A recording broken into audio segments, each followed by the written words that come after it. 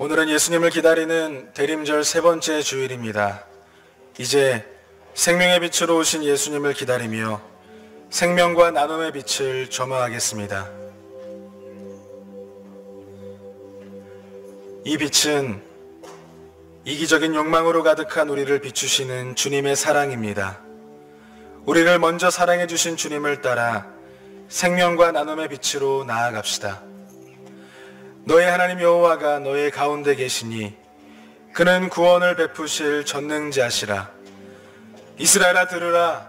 우리 하나님 여호와는 오직 유일한 여호와이시니 너는 마음을 다하고 뜻을 다하고 힘을 다하여 내 하나님 여호와를 사랑하라. 아멘. 우리 전심으로 하나님 아버지께 찬양을 드립시다.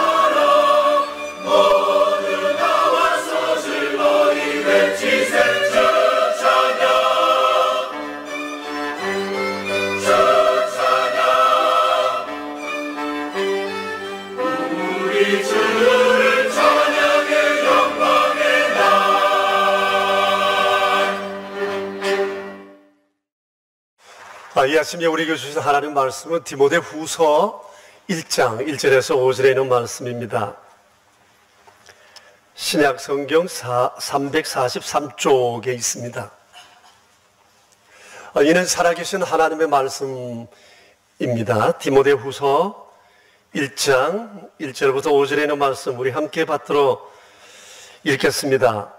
하나님의 뜻으로 말미암아 그리스도 예수 안에 있는 생명의 약속대로 그리스도 예수의 사도된 바울은 사랑하는 아들 디모데에게 편지하노니 하나님 아버지와 그리스도 예수 우리 주께로부터 은혜와 긍휼과 평강이 내게 있을지어다. 내가 밤낮 간구하는 가운데 쉬지 않고 너를 생각하여 청결한 양심으로 조상적부터 섬겨오는 하나님께 감사하고 내 눈물을 생각하여 너 보기를 원하면 내 기쁨이 가득하게 하려 함이니 이는 내 속에 거짓이 없는 믿음이 있음을 생각함이라.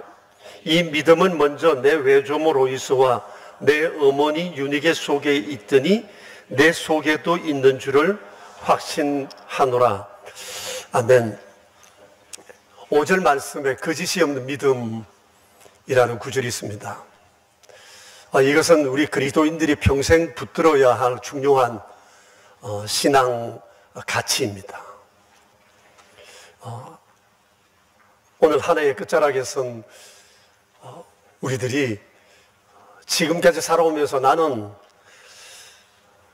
과연 이 믿음 위에 서 있나? 그것을 오늘 한번 돌아보고 또 이런 믿음을 내 삶 가운데 세우기 위해서 어떤 노력이 우리에게 필요할까? 그것을 함께 고민하고 생각하는 그런 자리가 됐으면 좋겠습니다.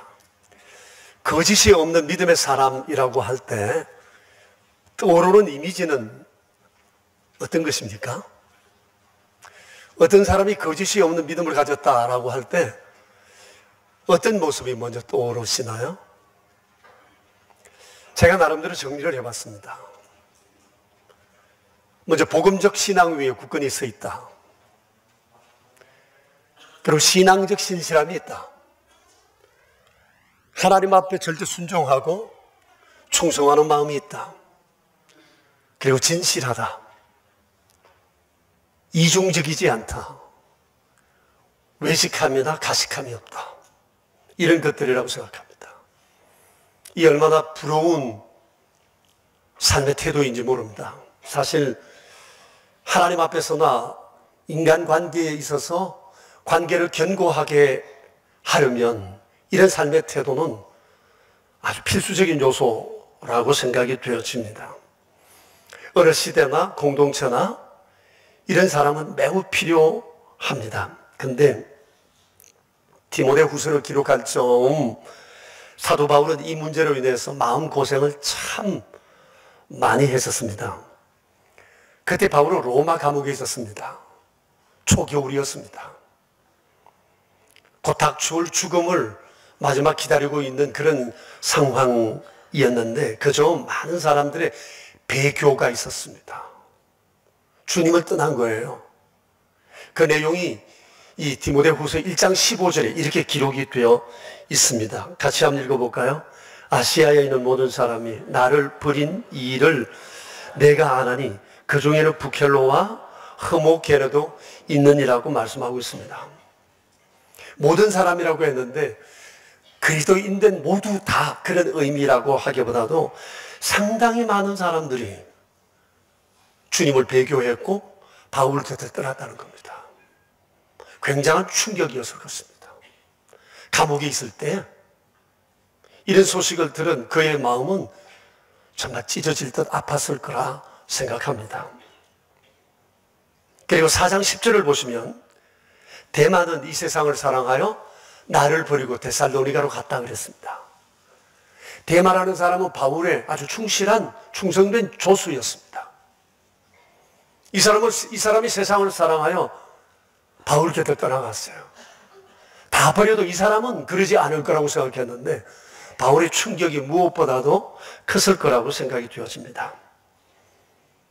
이런 배교가 일어나게 된 원인이 있었는데 16절에서 그것을 우리가 대충 짐작해 볼 수가 있습니다. 16절 맨 뒤에 보면 바울이 사슬에 매인 것 때문이 아닌가 싶습니다. 감옥에 들어가 있다는 겁니다. 이런 거죠. 저렇게 복음을 위해 열심히 살았는데 결국 돌아온 것은 차가운 감옥과 죽음밖에 없다. 이것이 많은 그리스도인들에게 굉장히 충격이었던 것 같습니다. 할 만큼 했고 열심히 살았고 주님밖에 몰랐고 믿음으로 살았는데 결국 바울에게 돌아온 것은 매인 것과 죽음이라는 거예요. 저렇게 믿음 좋은 분도 결국 저렇다면 우리는 어떻게 될까라는 생각이 그들로 하여금 신앙의 회의를 갖게 했던 것 같습니다. 그래서 믿음을 포기하고 바울 곁을 떠났던 겁니다. 세상사가 그렇잖아요. 잘 될 땐 문전성시를 이루지만 어려우면 많은 사람들이 곁을 떠나간다고 하죠. 섭섭하죠.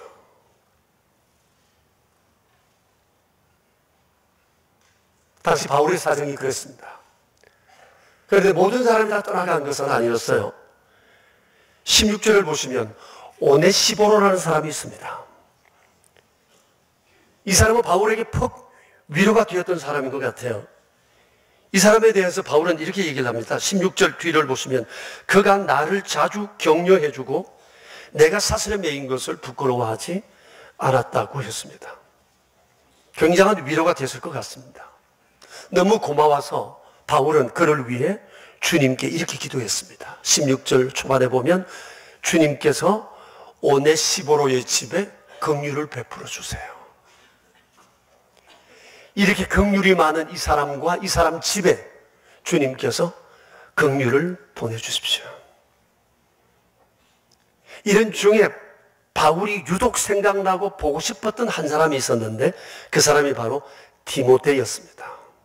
그 그리움이 얼마나 컸는지 디모데후서에서 여러 번 그 심경을 토로하고 있습니다. 여러분 2절을 보십시오. 내 사랑하는 아들 디모데라고 그럽니다. 본래 자기 아들은 아니지만 믿음으로 낳은 아들이라고 얘기를 했어요. 그리고 3절을 보시면 내가 밤낮 간구하는 가운데 쉬지 않고 너를 생각하며 너를 생각할 때마다 하나님께 감사한다. 4절에 보면 내 눈물을 생각하여 너 보기를 원하면 내 기쁨이 가득하게 하기 위해서다. 그리고 4장 9절을 보시면 너는 어서 속히 내게로 오라. 여러분 사람을 이렇게 그리워해 본 적이 있으세요? 목이 메이도록 참 보고 싶다 이런 사람 있어 봤습니까? 누가 내게 나를 향해 이런 그리움을 고백한 혹시 그런 적이 있으십니까? 바울은 디모데가 너무 보고 싶었어요. 정말 목이 메였던 것 같아요. 이런 내용들을 보시면 이렇게 바울이 디모데를 보고 싶어 했던 이유가 있었습니다. 그것은 바로 거짓이 없는 그의 믿음 때문이었습니다. 바울은 디모데를 한평생 바울과 함께 복음 사역을 위해 힘썼던 사람이에요. 아시는 바와 같이 바울은 전도자잖아요. 전도하고 교회를 세우고 또 떠나고 또 무슨 일이 있으면 밤이고 낮이고 도망가야 했던 이런 상황에 있었습니다. 바울은 언제나 사람들에게 반기독교인들에게 타겟이 되기 때문에 그렇습니다. 이렇게 교회를 세우고 난 다음에 바울이 떠나가고 난 다음에 뒤치다거리는 전부 다 디모데 몫이었어요. 바울이 세운 교회들마다 두고 가면 디모데가 교회와 또 성도들을 다독거리면서 교회를 세워가는 이런 일을 했어요. 이런 소문을 들을 때 바울의 마음에 기쁨이 굉장히 컸을 겁니다. 본인이 지금 감옥에 있음에도 불구하고 디모데는 여전히 에베소 교회를 든든히 세워가고 있다는 거죠. 사람들이 이런저런 이유로 자기 곁을 다 떠나갔지만 디모데는 여전히 변함없이 자기를 사랑하고 애정을 지키고 복음사역에 진력하고 있었습니다. 이런 디모데를 생각할 때 마음이 너무 든든했고 자기가 감옥에서 이대로 죽는다 할지라도 디모데 한 사람이 있으니 내가 이 사람한테 맡기고 가면 되겠다는 그런 안도감이 그에게 있었던 것 같습니다. 그래서 마지막 복음사역을 위해 디모데 후서를 써서 보내게 된 겁니다. 디모데 후서는 최후의 서신으로 알려지고 있습니다. 여러분 사람이 다른 이들로부터 이런 신뢰를 받는다고 하는 것은 개인적으로 큰 복이라고 생각합니다. 하나님 보실 때도 이런 사람이 얼마나 이쁠까요? 우리가 훗날 천국 가면 만날 것입니다. 바울과 디모데는 천국에서 자주 만날 것 같아요. 이분들이 어떤 모습을 하고 있는지 그분들이 사역하시면서 어떤 일들을 함께 나누었는지 아마 궁금한 것들을 우리가 그날 그곳에 가면 듣게 될 거라고 생각합니다. 기독교 2000년 수많은 어려움과 환난과 풍파가 있었지만 바로 거짓없는 믿음을 가진 이런 사람들에 의해서 교회는 세워져 왔고 공동체는 견고하게 지금까지 유지되어 왔다고 생각합니다. 거짓이 없는 믿음의 사람 디모데, 여간 부럽지가 않습니다. 그런데 이 사람이 이런 믿음을 가지게 된 배경이 있습니다. 오늘 5절에 그 얘기가 나옵니다. 그의 외할머니와 어머니의 영향이었던 것 같습니다. 여러분 5절을 한번 보시면 이런 말씀이 있어요. 이 믿음은 가운데, 이 믿음은 뭐냐, 내 외조모 로이스와 내 어머니 유니게 속에 있더니 내 속에도 있는 줄을 확신하노라고 얘기합니다. 그러니까 거짓이 없는 이 믿음은 그 집안의 영적 유산이었어요. 그 집안에는 이런 믿음의 DNA가 있었어요. 외할머니에게는 이 거짓 없는 믿음은 어머니로부터 디모데에게 전송되어져 왔다 볼 수 있습니다.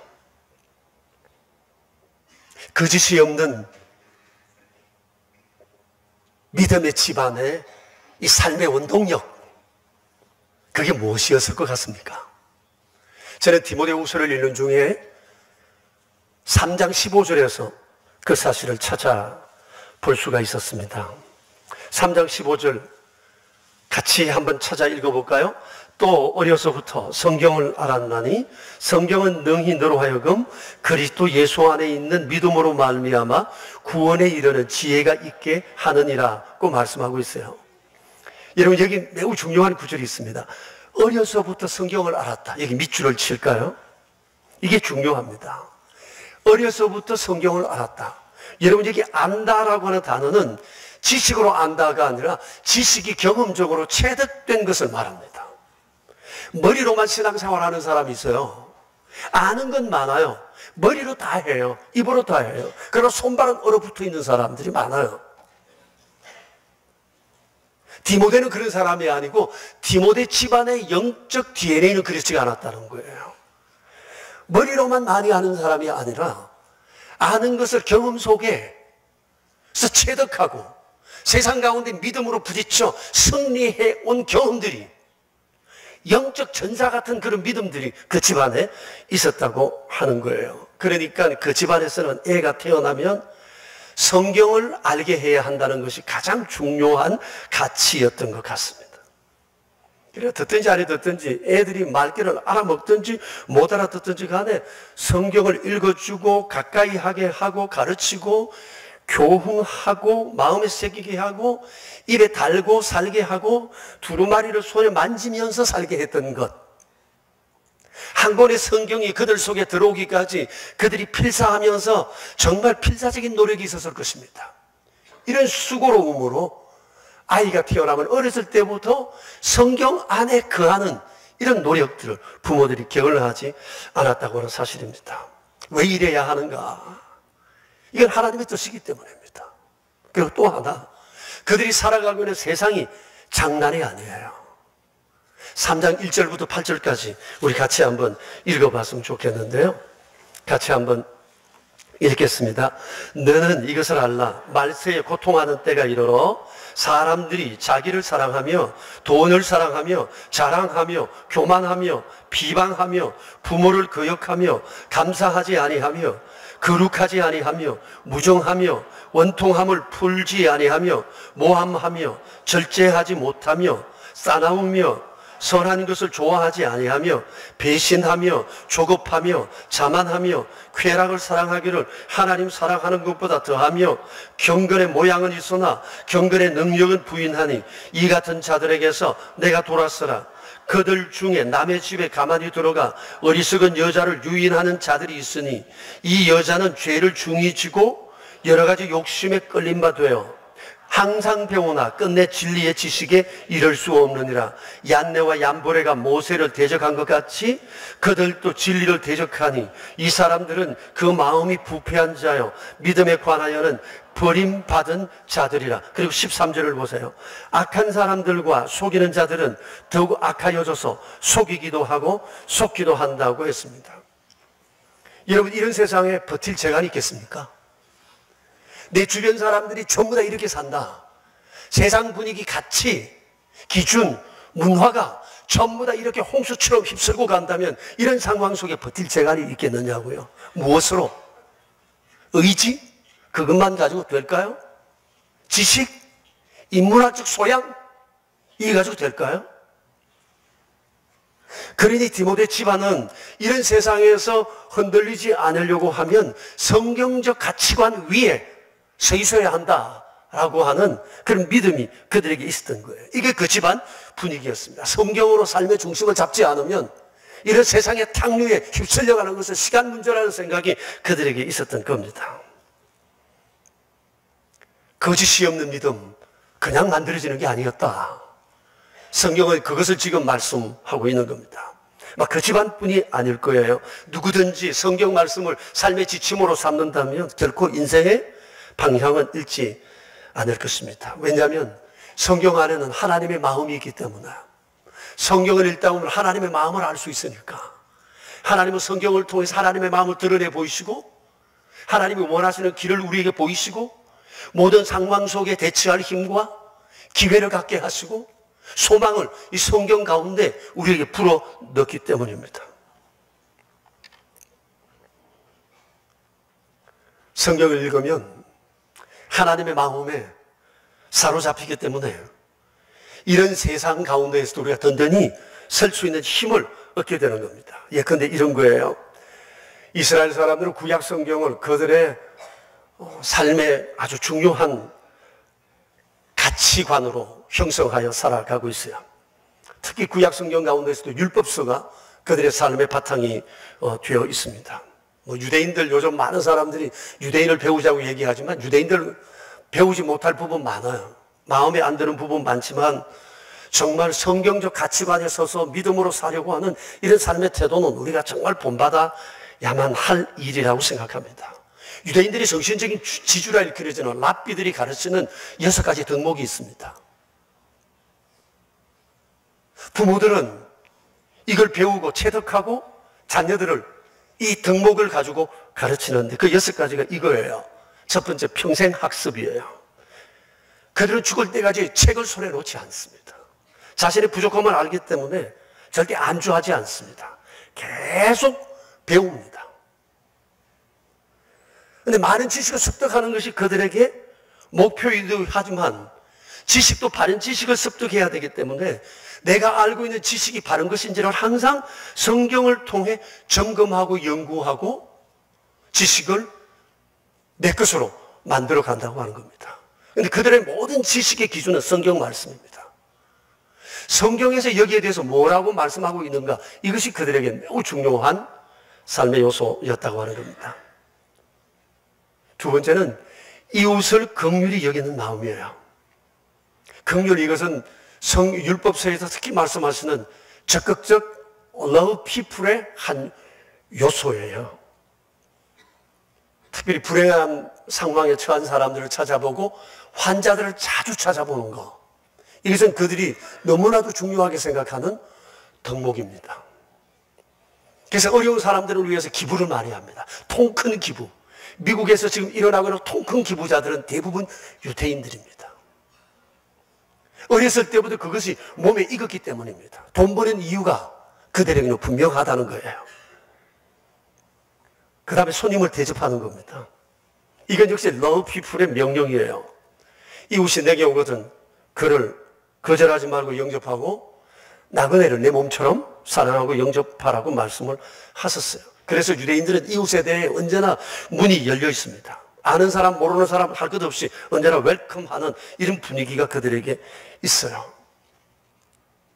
이게 그들이 생각하고 있는 믿음의 덕이에요. 여러분, 초대교회도 그러지 않았습니까?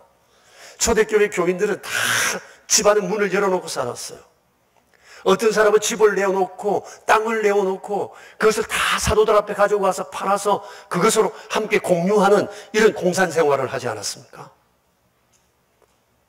사람들이 집마다 돌아다니면서 떡을 나누고 하나님을 예배하고 말씀을 배우는 이런 일들이 초대교회의 모든 가정들이 그런 분위기 속에 세워졌습니다. 얼마나 아름다운 일인지 모릅니다. 그런데 집은 크고 아름답고 화려한데 사람들 찾아오는 것을 귀찮아 하고 사람들의 발걸음이 끊어진 집이라면 부러워할 것 하나 없습니다. 지금 우리 사회가 점점 그렇게 되어가고 있어요. 개인화되면서 점점 이웃과 이웃 사이에 벽이 많이 생겨나고 있습니다. 우리 지역은 아직까지 아니지만은 분당이나 서울 쪽에는 교회에서 신방도 오지 말라고 그런데요. 내 믿음 내가 알아서 할 테니 간섭하지 말라고 그런 데입니다. 교회까지 이런 것들이 지금 침투해왔어요. 여러분, 만일 집집마다 문을 걸어 잠그고 사람 떠나다는 것을 귀찮아하면 이건 굉장히 불행한 일이에요. 내게 이웃이 없다면, 내가 이웃을 인정하지 않는다면 내게도 이웃이 없어요. 결국은 고독해지는 거죠. 돈으로 사람을 살릴 수는 있죠. 돈 떨어지면 없어요.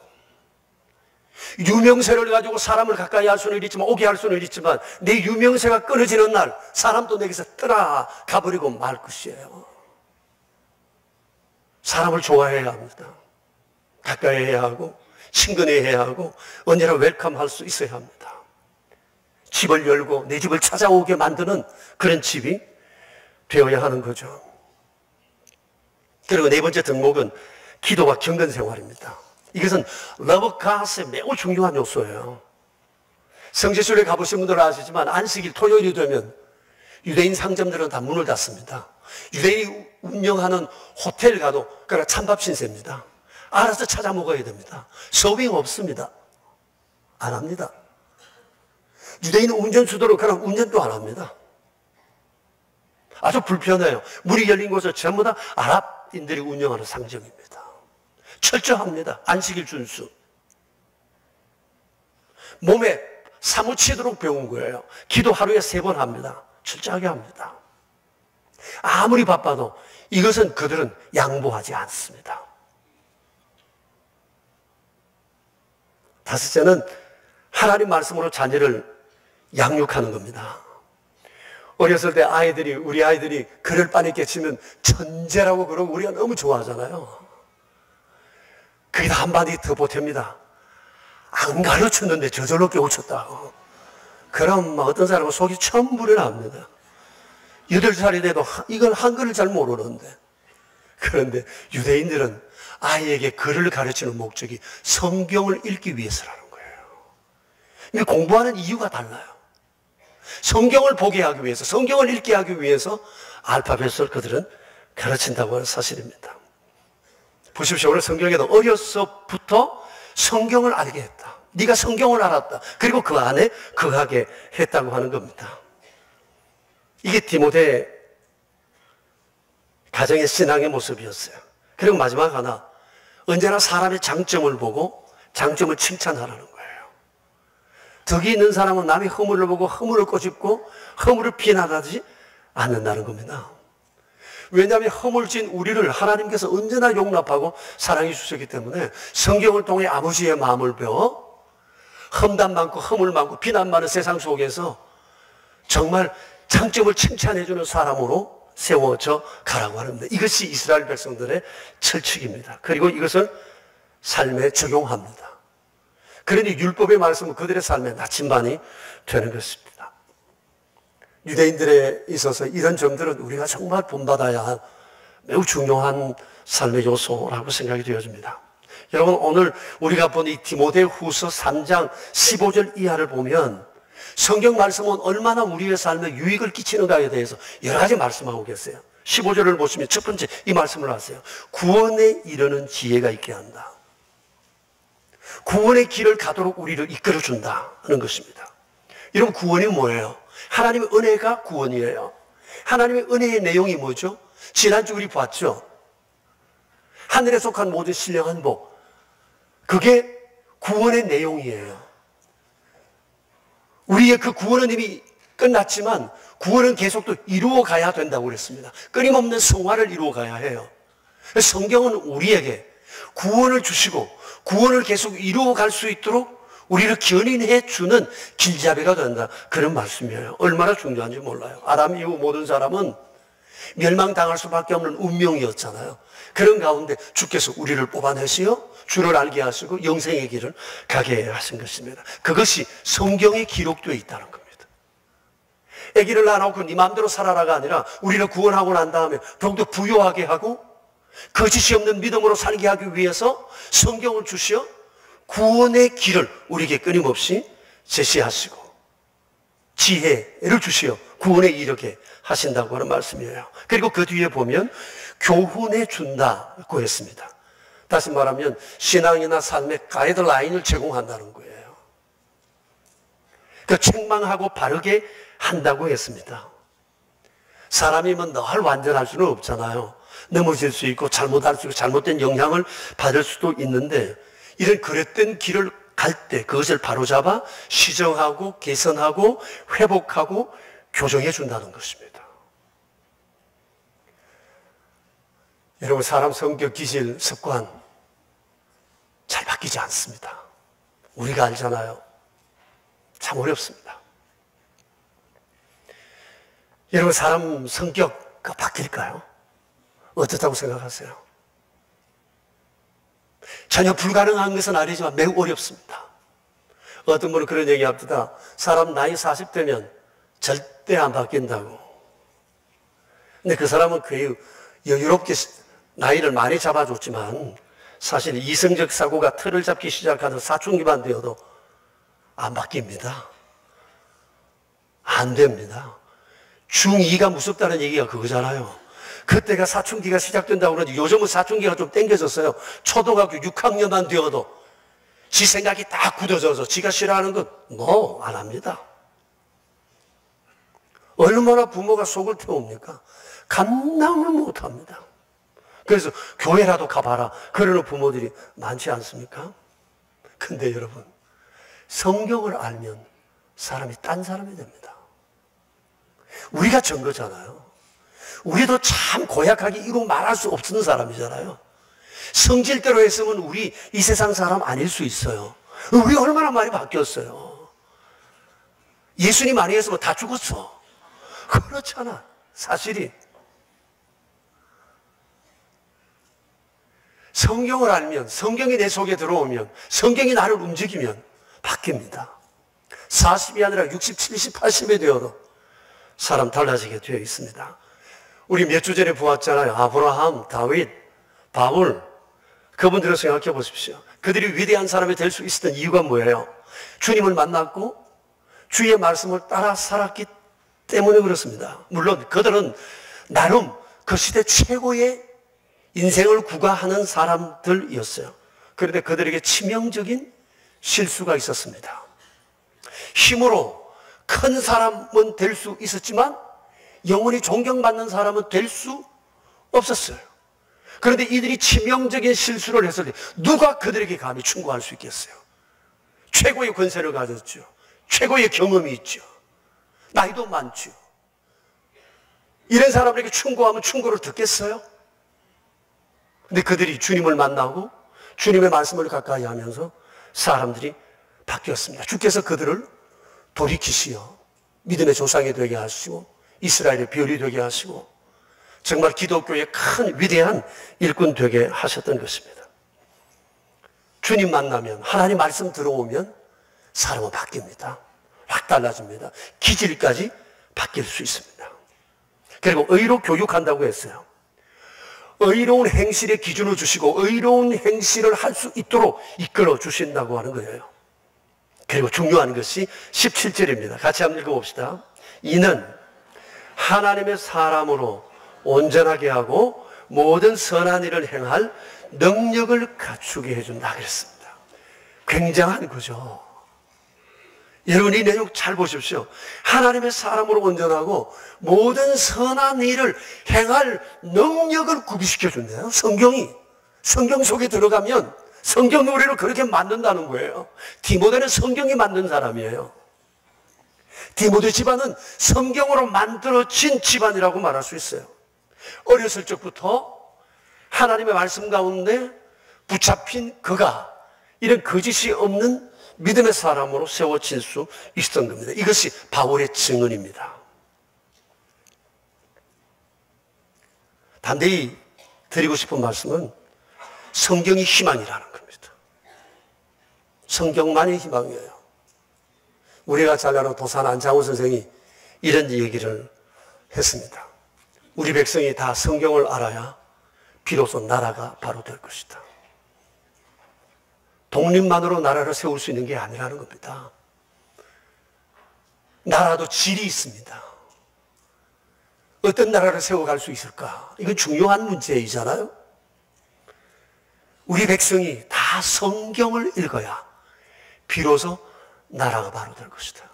이분도 유학자였습니다. 거기도 좋은 얘기 많아요. 그것으로 안 된다고 하는 것을 그 스스로가 체득한 거죠. 성경을 아는 일이 중요하다고 하는 것입니다. 우리도 인식하고 있어요. 성경이 얼마나 중요하다는 사실을 우리 잘 알고 있는데, 그런데 의외로 그리스도인들 가운데 성경을 가까이 하고 성경을 읽는 사람이 생각보다 많지 않습니다. 교회는 나오는데, 드문드문 말씀은 보는데, 성경을 정기적으로 통독하여 읽는 사람이 썩 많지 않다는 거예요. 생각보다. 여러분 어떠세요? 금년 1년 지내시면서 성경 얼마나 가까이 하셨어요? 성경을 통해서 정말 하나님과 정을 좀 내어 보셨나요? 어떤 분이 그런 얘기 합시다. 신앙생활 10년 했는데 성경 한 번 제대로 못 읽었대요. 여러분 어떻게 생각하십니까? 막 공감되시는 분 많을 거예요. 10년 됐는데 성경 한 번 제대로 못 읽었다. 부끄러운 줄 아셔야 합니다. 성경 통독의 기준은 나이만큼 읽어야 됩니다. 20살이면 20독, 30이면 30독, 40이면 40독, 50이면 50독, 60이면 60독, 70이면 70독 해야 합니다. 이게 기준입니다. 왜 그래야 합니까? 왜 우리가 성경을 통독해야 합니까? 이유는 분명합니다. 17절에 분명히 우리에게 말씀하셨어요. 이는 성경은 하나님의 사람을 온전하게 하고 모든 선한 일을 행할 수 있는 능력을 구비시켜 주기 때문입니다. 다른 데서 길을 찾지 마십시오. 진정한 힘은 성경에 있습니다. 우리가 이것을 알고도 성경을 등한히 합니다. 예수님을 그렇게 오래 믿은 것을 자랑하면서도 성경을 제대로 모릅니다. 잘 읽지를 않습니다. 우리가 왜 성경을 통독해야 합니까? 성경을 읽어야 하나님하고 정이 생겨납니다. 성경은 하나님의 정의 얘기예요. 하나님의 마음을 담은 얘기입니다. 하나님은 성경을 통해서 우리에게 하나님이 얼마나 우리를 사랑하는지 정을 내시는 거예요. 끊임없이 정을 내시잖아요. 하나님의 정이 내 속에 들어와야 나도 주님 앞에 정으로 반응을 할 수 있는 겁니다. 정은 받아야 정을 줄 수가 있어요. 믿음, 소망, 사랑 그냥 되는 것 아니에요. 하나님의 정을 느끼게 되면 이 정이 나로 하여금 믿음, 소망, 사랑, 절제와 인내와 화평과 헌신과 충성으로 나아갈 수 있게 하는 거예요. 이게 억지로 안 돼요. 믿음 생활 잘해라, 열심히 사역해라, 주님 앞에 헌신해라. 이게 나이 먹었다고 해서, 직분이 있다고 해서, 예수님 오래 믿었다고 해서 되는 게 아닙니다. 내 안에 이런 감동이 북받쳐 올라야 할 수 있는 일이거든요. 하나님의 정을 느끼면 주님 앞에 정으로 보고 싶은 마음이 막 생겨요. 성경이 나를 이끈다니까요. 길이 없어요.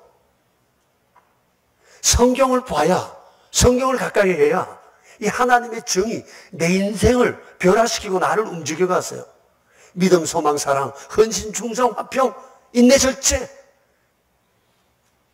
이 모든 것 다 성경 안에 거하면 이 일이 우리를 이끌어 간다고 하는 것입니다. 그러니 믿음의 온도는 성경에 대한 열정의 온도라고 보면 돼요.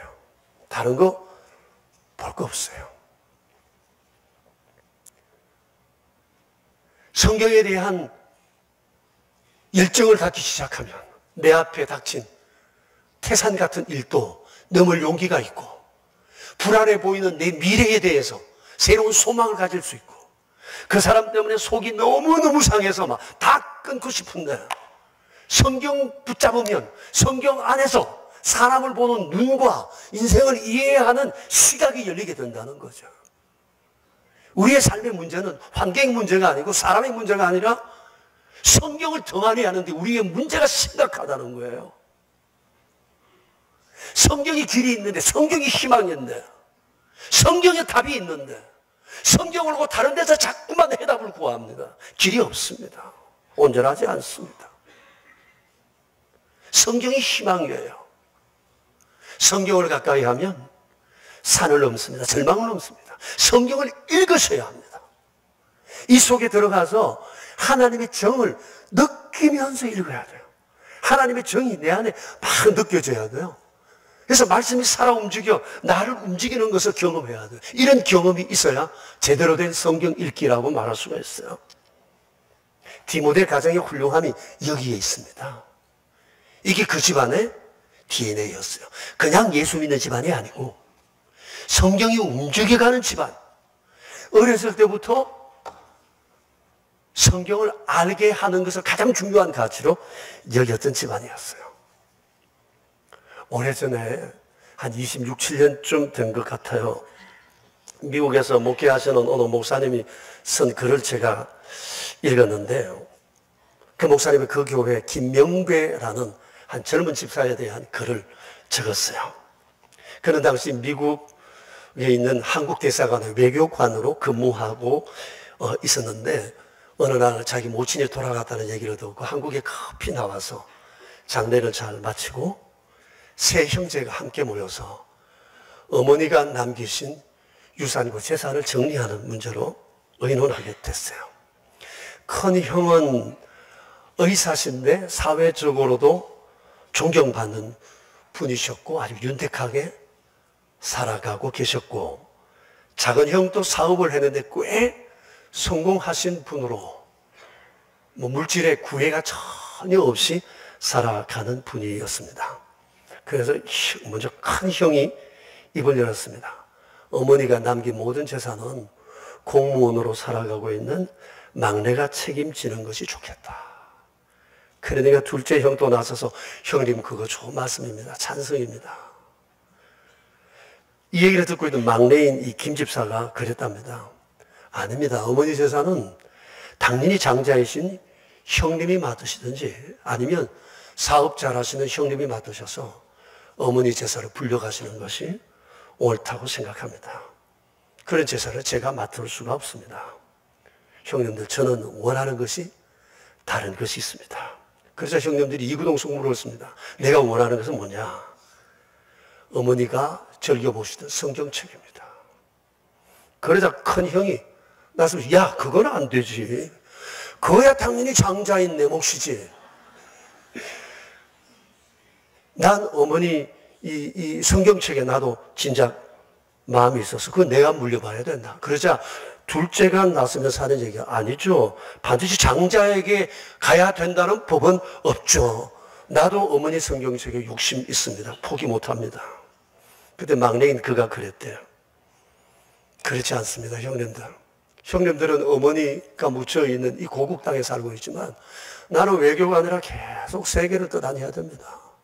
내게서 어머니 성경책을 주시면 어머니 모시고 다니듯이 가지고 다니면서 내 성경 읽겠습니다.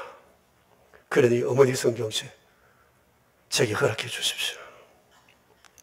제가 그때 그 글을 읽으면서 마음이 얼마나 감동이 됐는지 모릅니다.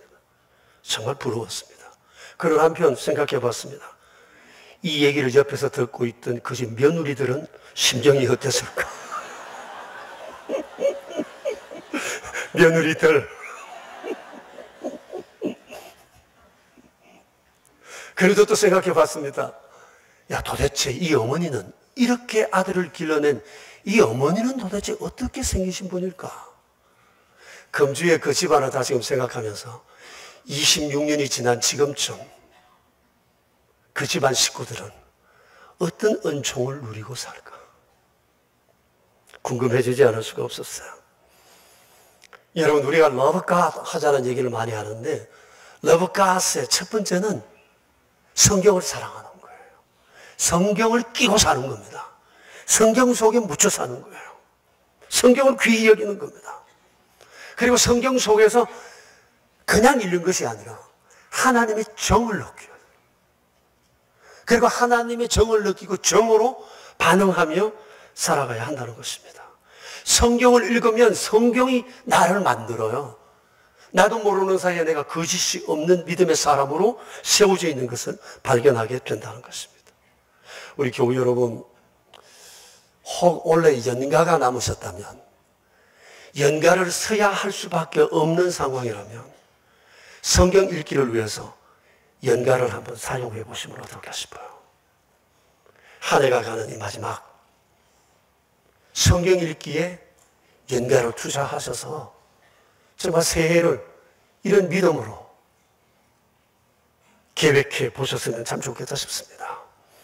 한국 교회에 성경 읽기 운동이 일어났으면 좋겠어요. 성경 사랑 운동, 성경을 통해서 하나님과 정내는 운동이 일어났으면 좋겠습니다. 그래서 한국 교회 안에 거짓이 없는 믿음의 사람들이 많이 일어나고, 우리 교회 안에 이런 사람들이 일어나고, 내가 곧 그런 사람 되기로 간절히 소망함이 우리 안에 있었으면 합니다. 여러분, 우리가 성경을 사랑하면 하나님 절대 우리 그냥 두지 않습니다. 반드시 하나님 사랑하시는 증거를 우리의 삶을 통해, 우리의 자손들을 통해 나타내 보이신다는 것을 여러분 확신하셔야 됩니다. 이것이 성경의 약속입니다. 우리의 미래는 바로 이 성경에 있습니다. 여러분, 아무도 두려워하지 마십시오. 새해가 우리 앞에 다가오고 있습니다. 성경 붙들고 성경과 함께 험한 세상 맞서야 합니다. 반드시 주께서 이것으로 우리를 도우시고 이끄실 줄을 믿습니다. 우리 함께 기도합시다. 여러분, 한번 우리 자신을 돌아봅시다. 1년 어떻게 살아왔나. 내년도 이런저런 계획도 많으실 텐데, 저는 성경 읽기를 우리 계획에 제일 선두에 두었으면 좋겠다 싶습니다. 여러분, 교회 열심히 나오시는 거 좋고 예배 열심히 하는 거 좋은데, 더 중요한 것은 성경 읽기를 해야 한다는 거예요. 성경 속에 깊이 들어가서 하나님의 정을 내 몸으로 경험해야 돼요. 삶 속에 하나님이 정을 나타내시는 것을 경험해야 돼요. 믿음, 소망, 사랑, 헌신, 충성 그냥 생기는 것 아닙니다. 하나님이 나를 움직여 가실 때 이게 가능한 거예요. 어떻게 살아가야 할까? 내 가정을 어떻게 세워야 할까? 내 자녀들에게는 내가 무엇을 가장 소중하다 말해주어야 할까? 그것을 우리 한번 생각하면서, 주여, 성경 사랑하는 것이 내게 가장 소중한 일 되게 해주십시오. 우리 하나님 앞에 시간 합심해서 한 2분 정도 기도하겠습니다. 살아계신 하나님, 우리 아버지, 연약하고 부족한 우리 주께서 은혜로 사랑하시고 이끄시어서 오늘도 복되고 귀한 자리에 나오게 하신 것을 감사를 드립니다. 주님 참으로 소중한 것을 놓치고 살아왔습니다. 길이 여기에 있는 우리 다른 것을 길을 찾았습니다. 주님, 시온의 모든 방법이 여기에 있는데, 주님을 사랑하는 법이 여기에 있는데, 주님, 우리에게 불평이 많았습니다. 연약한 우리, 주의 말씀으로 우리를 세우시고 능력 있게 하셨고 소망을 갖게 하셨고, 우리는 다른 곳의 길을 찾았습니다. 주님, 우리가 정말 성경을 사랑하고 믿음의 길을 가기를 원합니다. 주님, 아름다운 가정을 보게 하셨습니다. 주님, 우리의 자랑이 주님의 되기를 원합니다. 주님 서의하다고 있어 우리가 두려워하지 않게 하소서. 믿음으로 담대히 나아갈 수 있도록 주님 도와주십시오. 거짓이 없는 믿음의 사람, 정말 부러운 한 가문의 이야기를 주님은 오늘 저희에게 보게 하셨습니다. 우리가 그토록 원하는 것임에도 불구하고 이 길을 걸어갈 수 없었던 그 이유는 성경 안에 거하는 것이 우리의 습관이 되지 않았기 때문입니다. 저희는 살아가면서 사람을 핑계하고 환경을 핑계할 때가 많습니다. 그래서 되는 것이 없다 생각하지만 실제는 성경에 거하지 않기 때문에 불평과 불만과 세상을 핑계하는 것이었음을 우리가 보았습니다. 험한 죄악의 탕류가 밀려오는 그 시대에 맞설 수 있는 그 힘은 성경적 가치관이었음을 우리는 보았나이다. 어려움이 어찌 없을 수 있겠으며 괴로운 일이 어찌 없을 수 있겠습니까? 그러나 성경의 가치를 소중히 여기고 나를 움직이시는 하나님의 그 손길을 성경 안에서 경험하며 믿음으로 맞서 나아가는 그 아름다운 모습이 얼마나 주님 모실 때 귀하고 이쁠까 하는 생각은 우리가 하지 않을 수 없습니다. 주님, 우리에게 이 거룩한 믿음 주사 태산을 넘게 하시고 절망을 넘게 하시고 불안한 시대 속에 희망을 보게 하여 주시옵소서. 주여, 가정을 어떻게 세울지, 한 해를 어떻게 살아가야 할지 2019년에 대한 이런저런 계획이 많습니다. 성경 통독을 가장 우선하는 계획이 되게 하시고 성경 속에 머물며 하나님의 정을 잔뜩 느끼리라 소망하고 기대하며 맞이할 새해가 되게 하여 주시옵소서. 그리하여 거짓이 없는 믿음의 사람이 우리 한국 교회 안에, 우리 교회 안에 많이 일어나 세상을 흔들고 살아계신 하나님을 세상에 보여주는 거룩한 믿음의 행진이 이 땅 가운데 있게 하옵소서. 우리 구주 예수 그리스도 이름으로 기도드리옵니다. 아멘. 네, 하나님 아버지는 언제나 상황을 통하여, 말씀을 통하여 우리에게 많은 정을 내시지만 그때마다 무엇으로 주님의 정에 보답할까 그런 고민이 우리 안에 많습니다. 그것을 생각하며 오늘 저희는 주일을 성수하며 또 주님 앞에 작은 물질을 구별하며 주님 앞에 정을 냅니다. 다양한 헌금들이 여기에 있습니다. 11조로 정을 내기도 하고 감사 예물로 주정 헌금으로 정을 냅니다. 그리고 오른손 헌금과 완달러 성경 헌금과 사랑의 식탁과 의무와 비전센터 건립을 위한 예물로 헌신하기도 합니다. 주여, 손길들마다 은혜 베푸시고 살아가는 평생 다양한 모습으로 주님의 정을 누리고 정을 나누는 복된 인생 될 수 있도록 저희를 주장하여 주시옵소서. 우리의 구주 예수 그리스도의 이름으로 기도드리오며 이제는 왕 되신 주님 예수 그리스도의 은혜와 여러 복으로 우리에게 늘 채워주시기 원하시는 하나님 아버지의 크신 사랑하심과 우리 안에 계셔서 성경 안에 있는 이 놀라운 진리와 은총을 날마다 우리에게 각인시키시며 인도하시는 성령님의 교통하심이 모인 저희 무리들과 명선의 모든 가족들과 주님의 몸 되신 교회 위에 이제로부터 영원히 함께 계시옵기를 간절히 축원하옵나이다. 아멘.